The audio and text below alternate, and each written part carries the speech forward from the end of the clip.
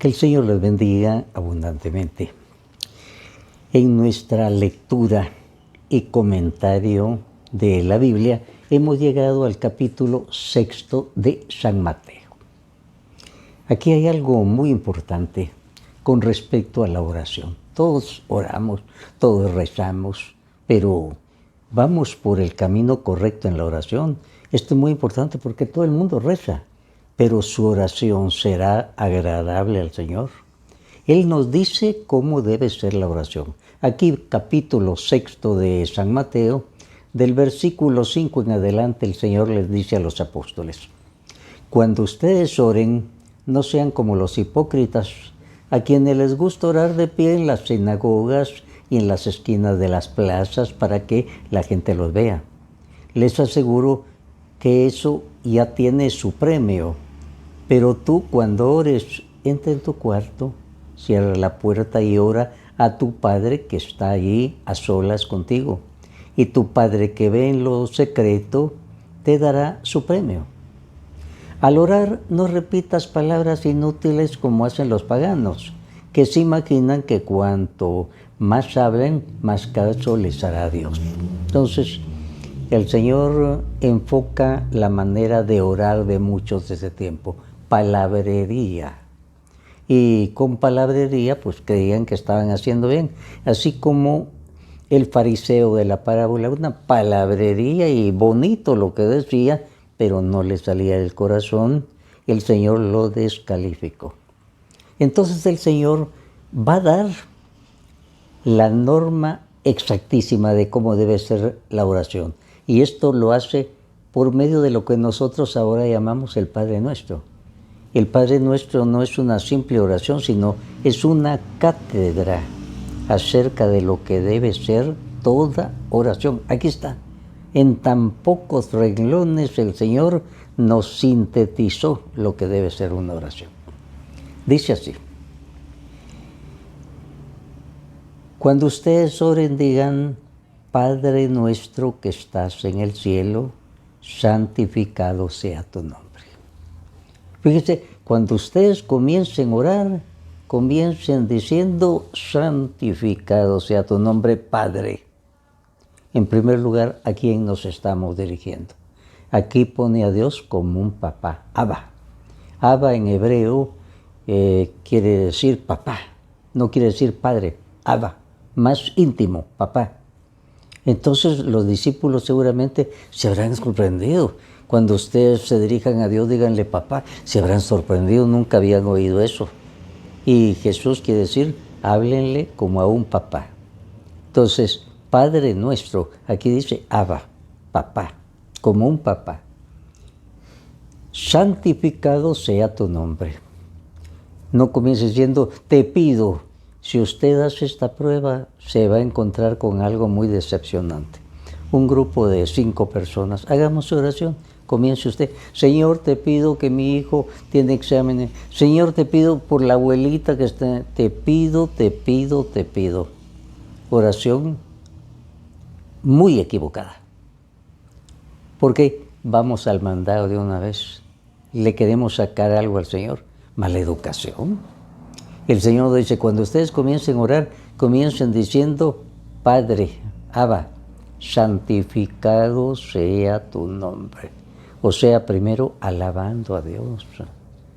Y cuando usted va a una casa y le abren la puerta: buenos días, buenas tardes, buenas noches, no, présteme el sartén. No es conveniente. Mala educación. Entonces, muchos tienen mala educación en su oración. De un solo al mandado: Señor, te pido. Se les olvidó de gracias, Señor, bendito seas, alabado. El Señor dice: comiencen diciendo: santificado sea tu nombre. Después viene una petición, que no es: te pido por la comida, por el vestido, por el dinero. No, venga tu reino. En el Evangelio de San Mateo, el tema del reino de Dios, el reinado de Dios, es el tema básico. Este Evangelio nos enseña que Dios es nuestro Rey, nuestro Señor, y Él debe reinar. Entonces, Padre, venga tu reino. ¿Y cuándo viene el reino? Hágase tu voluntad en la tierra como en el cielo. Cuando hacemos la voluntad de Dios, entonces llega el reino. Entonces Él comienza a reinar. Cuando no hacemos la voluntad de Dios, vamos por otro camino que no es el de Dios y que nos gusta mucho a nosotros. Nos gusta el camino del mundo, pero no es el camino de Dios. Entonces, venga tu reino, y para que venga el reino, hágase tu voluntad. Solo después de esta introducción, ahora sí vamos a hacer la petición. Somos personas pequeñas, limitadas. Él es un Padre bondadoso, entonces, danos nuestro pan de cada día. El pan indica lo necesario, cosas que necesitamos, comida, vestido. El Padre para eso está. Y con educación nos hemos ido introduciendo. Ahora digamos, Padre, necesitamos el pan de cada día. Después, perdona nuestras ofensas como nosotros perdonamos a los que nos ofenden. Somos pecadores todos. San Juan decía, si alguno dice que no es pecador, es un mentiroso. Y es posible que alguno llegue, a veces hay personas que están, no, yo no soy pecador, pero son los más pecadores porque ni cuenta se dan que son pecadores. Por eso San Juan dice, si alguno dice que no es pecador, está muy equivocado, está muy equivocado. Entonces todos somos pecadores, entonces perdona nuestras ofensas, pero como nosotros perdonamos a los que nos ofenden. O sea, Señor, yo ya perdoné, entonces por favor ahora perdóname tú. Jesús fue muy claro en decir, si al ir a presentar tu ofrenda ante el altar, te acuerdas de que tu hermano tiene algo contra ti, deja tu ofrenda y primero ve a reconciliarte con tu hermano. Si no, tu oración no llega a mí. Entonces debemos pedir perdón. Si tenemos algo contra algún hermano, ahí nomás esperamos. Tengo que perdonar primero a este hermano. Señor, ayúdame a perdonar. Y ahora que ya perdoné, entonces por favor perdóname a mí. Si nosotros no hemos perdonado, el Señor no nos perdona. Esta debe ser una cosa básica. Por eso, perdona nuestras ofensas como nosotros perdonamos a los que nos ofenden. No nos dejes caer en la tentación. No hay ninguna persona que no tenga tentación. El más santo, piense usted en el más santo, San Francisco de Asís, tuvo muchas tentaciones. Los grandes santos todos. Un alumno de San Juan Bosco, un santo domingo sabio, joven, santo a los 15 años. Y sin embargo él contaba que a veces le dolía la cabeza, luchando contra tentaciones propias de los jóvenes. Él, el santo domingo sabio, tenía tentaciones pero no caía. O sea, tener tentación no es pecado. Jesús fue tentado, permitió que el espíritu del mal se acercara para tentarlo y nos demostró que tener tentaciones no es pecado. La tentación es aceptar. Y Jesús no aceptó. Nosotros podemos tener muchas tentaciones como han tenido los santos, pero el asunto es que con la ayuda del Señor no caemos. No nos dejes en tentación y líbranos del mal. Comentaristas de la Biblia dicen que aquí debería decir, líbranos del maligno. El mal es el diablo. Jesús nunca tuvo miedo de hablar del diablo. Algunos que se llaman teólogos tienen miedo de hablar del diablo. Jesús hablaba del diablo y lo presentó de entrada. Entonces, y líbranos del maligno. El maligno, el diablo, se nos acerca como a Jesús. Quiere ponernos zancadilla, quiere hacernos caer. Ese es su triunfo, hacernos caer. Repito, las tentaciones son para todos.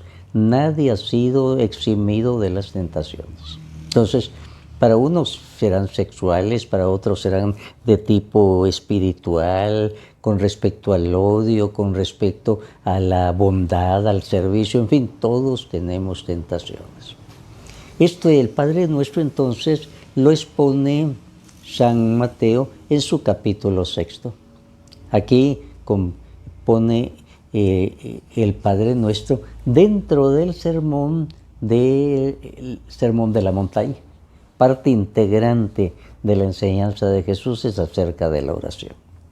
Ahora, En el versículo 19, siempre del capítulo 6, dice el Señor: no amontonen riquezas aquí en la tierra, donde la polilla destruye las cosas, se echan a perder, y donde los ladrones entran a robar.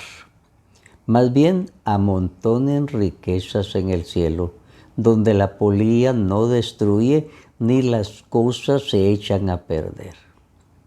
Termina diciendo también: porque donde esté tu riqueza, ahí estará también tu corazón.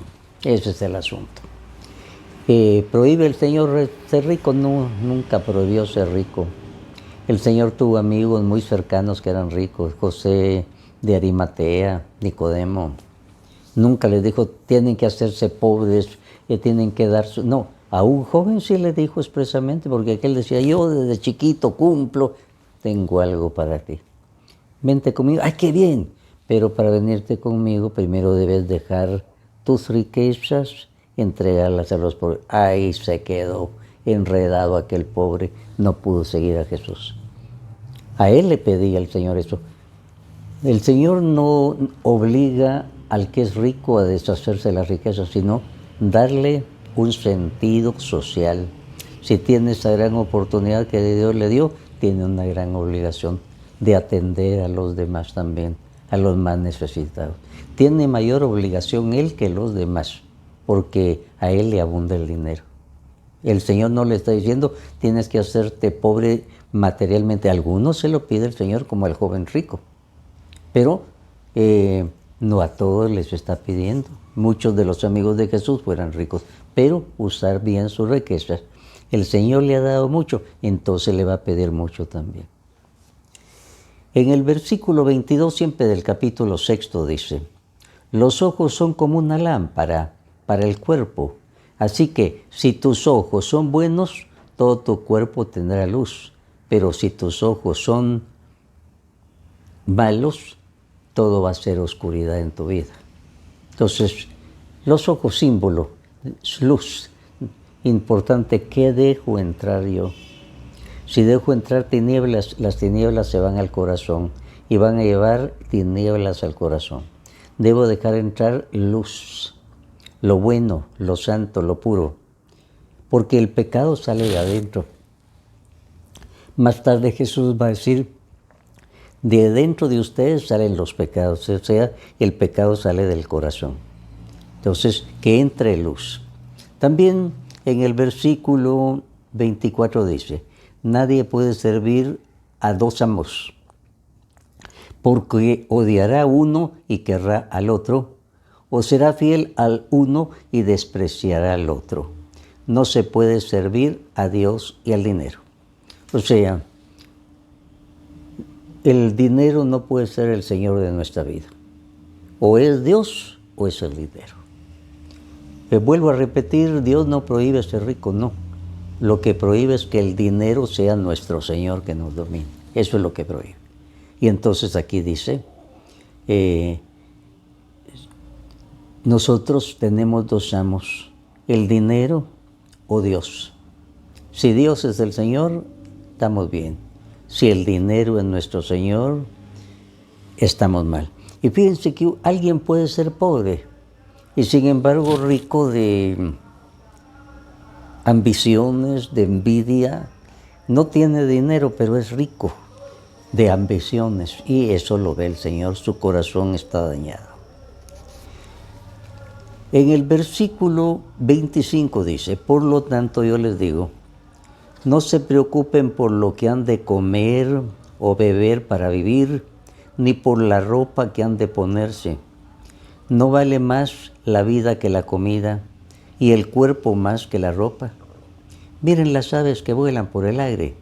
Ni siembran, ni cosechan, ni guardan la cosecha en graneros. Sin embargo, su Padre de ustedes, que está en el cielo, les da de comer. Y ustedes valen más que las aves. También más adelante dice: ¿por qué se preocupan ustedes por la ropa? Fíjense cómo crecen las flores del campo. no trabajan ni hilan, y sin embargo les digo que ni siquiera el rey Salomón, con todo su lujo, se vestía como una de ellas. Así que no se preocupen preguntándose qué vamos a comer, o qué vamos a beber, o con qué vamos a vestirnos. Todas estas cosas son las que preocupan a los paganos. Pero ustedes tienen un Padre Celestial que sabe que las necesita. Por lo tanto, pongan toda su atención en el reino de Dios y en hacer lo que Dios exige, y recibirán todas estas cosas. No se preocupen por el día de mañana, porque mañana habrá tiempo para preocuparse. Cada día tiene bastante con sus propios problemas. Qué palabras tan maravillosas, y cómo no van a ser maravillosos si no son palabras que pronunció Jesús. Aquí estamos todavía en el Sermón de la Montaña, en el capítulo 6. Les dije que el Sermón de la Montaña abarca 3 capítulos, 5, 6 y 7. Estamos en el capítulo 6 y por eso estas bellas palabras del Sermón de la Montaña. Primero, no se afanen. El verbo afanarse es muy importante. Y la traducción más exacta es no se afanen. O sea, afanarse quiere decir preocuparse más de la cuenta. Porque solo decir no se preocupen es poquito, no es tan duro. No se afanen. Afanarse ya es preocuparse más de la cuenta por el comido y la vestida, por el vestido. Y pone una comparación, miren las aves, no les falta el alimento. ¿Por qué? Porque hay un Padre en el cielo que se preocupa por ustedes. Creemos en eso. Aquí no quiere decir yo voy a trabajar duro, voy a ser puntual, voy a buscar el trabajo. Todo eso es normal. Pero preocuparse más de la cuenta, dicen no. Porque eso indicaría que tú desconfías de mí, que soy tu Padre. Eso es lo que Jesús nos está diciendo. Desconfías de mí, que soy tu Padre, si te preocupas más de la cuenta. Entonces, la preocupación normal, porque no te va a faltar. El Señor va a terminar diciendo, busquen primero el reino de Dios y su justicia, lo demás se les va a dar por añadidura. ¿Qué es buscar el reino de Dios y su justicia? Que reine Dios en nosotros. Justicia es lo recto, lo limpio, lo que Dios manda. Si vamos por el camino recto, aquí viene una gran promesa del Señor que muchos nunca han tomado en serio. El Señor dice, busquen primero el reino de Dios y su justicia, lo demás se les va a dar por añadidura. No quiere decir crúcense de brazos y ya está. No, quiere decir, preocúpense normalmente, trabajen, lo necesario no les va a faltar. El Señor aquí se está refiriendo a lo necesario. Aquí no está diciendo vas a ser millonario, como predican algunos no católicos. Ser cristiano es, el Señor es mi papá, yo soy hijo de Dios, entonces debo tener el mejor carro, la mejor casa, la mejor ropa. Muchos están predicando eso. Es lo que se llama la teología de la prosperidad. Entre muchas denominaciones protestantes no aceptan eso. Es antibíblico, pero hay algunas denominaciones que le dan mucha importancia. ¿Y a quién no le va a gustar que le va a decir, si vienes a la iglesia y cantas y vas a ser como yo, mira cómo me ha ido de bien? Entonces, eso no está prometiendo el Señor. Aquí sí, busquen primero el reino de Dios y su justicia, lo demás se les va a dar por añadidura. Quiere decir, si vas por el camino recto que yo indico, lo necesario no te va a faltar. Que tenga preocupación, que haya enfermedad, que haya que pagar al médico, que se pasen momentos difíciles, de eso nadie se salva. Me imagino que San José y la Virgen María pasaron por sus momentitos difíciles también, y eran los papás del Salvador del mundo, de Dios. Pero el Señor a ellos no los hizo vivir en un palacio. Cuando iban a nacer Jesús, tuvieron que llevar a Jesús a un pesebre, ponerlo en un pesebre porque no tenían cuna. El pesebre es el cajoncito donde se pone el alimento del buey y de la mula. San José, como buen carpintero, lo arregló para que fuera como cunita, pero estaban en un establo. Y eran los papás de Dios. Así es que esto es muy importante. El Señor entonces recalca esto: mira, si tú te preocupas más de la cuenta, quiere decir que desconfías de mí, que no te voy a cumplir. Yo ya te dije, si buscas el reino de Dios y su justicia, o sea, que Dios reine en ti, que vas por el camino recto y limpio, yo me encargo de que no te falte lo necesario. Qué promesa tan grande que hay que tomarla. Lo necesario nunca me va a faltar cuando yo vaya por el camino de Dios. Es promesa del Señor que muchos no se han atrevido a tomarla. Y ahora pasamos al capítulo 7, capítulo 7. El Señor comienza diciendo: no juzguen a otros para que Dios no los juzgue a ustedes, pues Dios los juzgará a ustedes de la misma manera que ustedes juzgan a otros. Y con la medida que ustedes midan, con esa los va a medir Dios. ¿Por qué te pones a mirar la paja que tiene tu hermano en el ojo y no te fijas en el tronco que tú tienes en el tuyo? Comentemos esto. Dice: no juzguen y no van a ser juzgados. Con la misma medida que tú midas, con esa vas a ser medido. Si yo mido a otro con severidad, tremendo, soy tremendo con el otro, el Señor, así te voy a juzgar a ti. Si tú miras con compasión al otro, yo te voy a ver con compasión, con misericordia. Si tú tienes misericordia, yo te voy a ver con misericordia. Esto no se está diciendo. Pero si eres tremendo con los demás, yo voy a ser tremendo contigo. Lo dice el Señor, no lo digo yo. Vaya a leer usted los primeros versículos del capítulo 7 de San Mateo. Ahora, también aquí, en una forma muy didáctica, el Señor dice: mira, no estés viendo la pajita en el ojo ajeno, mira el tronco que tienes en el tuyo. Eso es muy interesante, porque muchas veces nosotros somos tremendos para juzgar a otros y no nos juzgamos a nosotros mismos. Con la misma medida que tú midas, con esa vas a ser medido. Siempre en el capítulo 7, del versículo 6 en adelante, dice: no den las cosas sagradas a los perros, no sea que se vuelvan contra ustedes y los hagan pedazos, y no echen sus perlas a los cerdos, no sea que las pisoteen. O sea, mire, aquí se trata de las cosas santas. Hay que tener cuidado con las cosas santas. No hay que ponerlas en manos del que no es santo, del que es profano.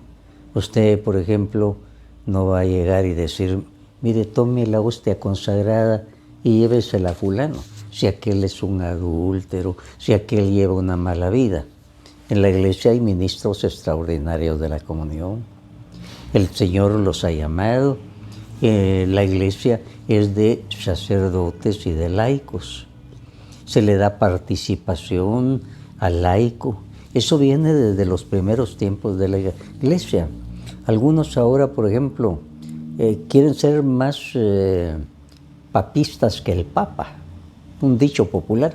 Fíjense que algunos han dicho: ¿cómo es eso que les van a dar la hostia en la mano? Si es el cuerpo de Cristo, ¿qué están haciendo los padres dando la hostia en la mano? En primer lugar, hay libertad de recibir la hostia en la boca o en la mano. Ahora, ¿y cómo van a tocar la hostia? A estos que hablan así no conocen la historia de la iglesia. Conocen alguna cosita y con eso ya se creen teólogos. Esto se ve mucho en la línea, en el internet. Hay muchos que radicales creen que por ser radicales son mejores cristianos y resulta que son malos cristianos porque están condenando a sus hermanos y al Papa y a los sacerdotes. Fíjense quiénes son ellos para condenar al Papa. Pues resulta que en los primeros tiempos no se daba una hostia así como tenemos nosotros. Eso con el tiempo se llegó a una norma práctica. Imagínese usted, en el primer tiempo se le daba su pan en la mano a cada uno. El sacerdote consagraba el pan, el vino, se le daba su pan, pero piense usted dar pan a 1000 personas en un domingo, todo eso. Entonces se tomó eso, una hostia de pan ácimo, sin levadura. Por la fe, este es Jesús, ha sido consagrado. Pero podría ser un pan también, y se le podría dar en la mano. No se le va a ir metiendo todo el pan en la boca. Entonces se le podía dar en la mano. Los primeros cristianos tomaban el pan y lo comían. Como no conocen la historia de la iglesia, entonces es escándalo que la iglesia haya dicho, si alguno quiere recibir la hostia en la mano, puede hacerlo. Y en un momento de emergencia, cuando hay una pandemia, pues entonces, mire, lo conveniente es que extienda la mano y que el sacerdote le ponga ahí la hostia. Peligro, no hay peligro para usted ni para el otro. Entonces, los que son muy radicales, que critican a los demás, no se dan cuenta que están cayendo en un gran error. Mejor aceptar el magisterio de la iglesia, iluminado por el Espíritu Santo. Bueno, ahora el Señor en el versículo 7 dice: pidan y Dios les dará, busquen y encontrarán, llamen a la puerta y se les abrirá. Porque el que pide recibe, y el que busca encuentra, y al que llama a la puerta se le abre. ¿Acaso alguno de ustedes sería capaz de darle a su hijo una piedra si le pide un pan? Qué comparación tan importante. Entonces aquí se nos habla de la oración. En la oración hay que pedir, hay que buscar, hay que llamar. Aquí no nos está diciendo el Señor, mire, con la oración como los campesinos, tronando y lloviendo. No. Busquen, llamen, sigan llamando, sigan tocando. El Señor nunca nos va a decir solo pidan y al ratito. No.